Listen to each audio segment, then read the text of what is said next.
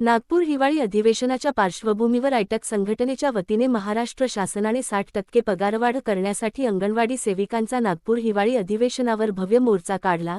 या मोर्चाची शासनाने दखल घ्यावी म्हणून मोर्चेतील महिलांनी रात्रभर रस्त्यावरच झोपून शासनाचा निषेध नोंदविला। सध्या नागपूर शहर कडाक्याच्या थंडीत गारठले असून आज 8°C तापमानाची नोंद होती। अशातच विदर्भाच्या खेड्यापाड्यातून हजारोंच्या संख्येत या महिला या मोर्चात सहभागी होऊन रस्त्यावरच कुठलेही दरी, चादर, ब्लँकेट कोणतेही अंथरून पांघरून न घेता शासनाच्या निषेधार्थ रस्त्यावरच त्यांनी रात्र काढली। परंतु आम्हा महिलांना न्याय केव्हा मिळणार असा सवाल संघर्षकर्त्या महिला राज्य सरकारला करत आहे। या अंगणवाडी सेविका मदतनीस म्हणतात, जोपर्यंत आम्हाला न्याय मिळणार नाही तोपर्यंत आम्ही हिवाळी अधिवेशनासमोरील रस्ता सोडणार नाही। सदर मोर्चात हजारोंच्या संख्येत अंगणवाडी सेविका, आशा वर्कर, मदतनीस व आयटक संघटनेचे पदाधिकारी हे मोठ्या संख्येत उपस्थित होते। कैलास धरडे, क्राईम रिपोर्टर, नागपूर ग्रामीण।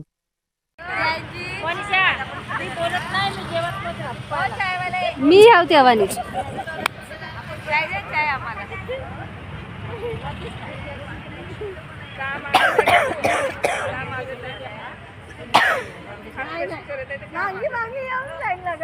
त्याला उठवत आहे, गिरजाबाई त्याला उठवत आहे।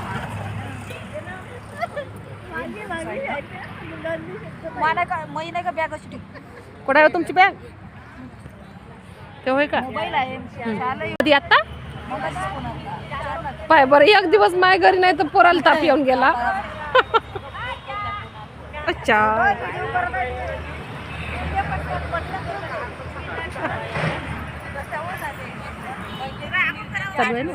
म्हटलं आणि त्यासह 1500 रुपये आम्हाला खिचडीवाल्या बाहेर दिले असतात काय होतं? लाज नाही आली।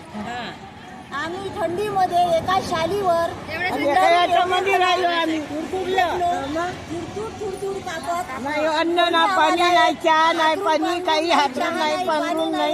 थोडीशी आमची कदर नाही आहे। त्या का उघड्यावरच झोपते का त्याच्या घरचे लोक? सरकार माय किंवा बहीण उघड्यावर त्यांना का काहीच करता आलं नसतं का? म्हणजे आम्ही हे सावत्र बहीण होय का? आणि लाडकी बहीण तुम्ही आम्हाला मानत आहे। लाडकी बहीण होय, हे तुझी का लाडकी बहीण होय का? तू भाव कसा होय? आणि हा भाऊ तू बहिणी आहे का दुश्मन आहे? याची तुला थोडीशी खंत नाही।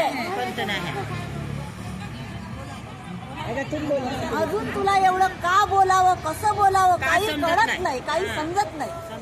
किती प्रेमानं घ्यावं का लाडानं घ्यावं?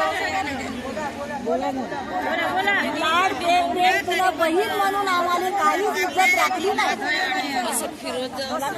फिरवत होणार जे बोलून त्यांचे असे का पोषण हरवाले काही किंमतच नाही। आम्ही दिवसभर झाड फूस करून मुलांना जेवू घालतो, आई वडील त्याचे शेतात काळजी घेतो लहान लहान लेकराची, हे का फुकट आहे का? आज आम्हाला एवढं काही कमी जास्त झालं तरी आम्हाला सगळे लोक बोलते। आम्ही मग आता त्याच्या अडीच टिकल्या मध्ये काय करावं? आणि झोपलं रस्त्यावर तर कोणी येऊन पाहिलं नाही येत का? कोणी मेल्या का जिथे आहे म्हणून? हे का तुमचं सरकार होय का? लाडक्या बहिणी पैसे देतात, पैसे देतात आणि हक्काचे पैसे मागतात। लाज वाटायला पाहिजे थोडीच नाही। एवढ्या पैसे 3 टिकल्यामध्ये भागणार आहे का आमचं? आम्ही काय करावं? करून पाय मग खुर्चीवर बस।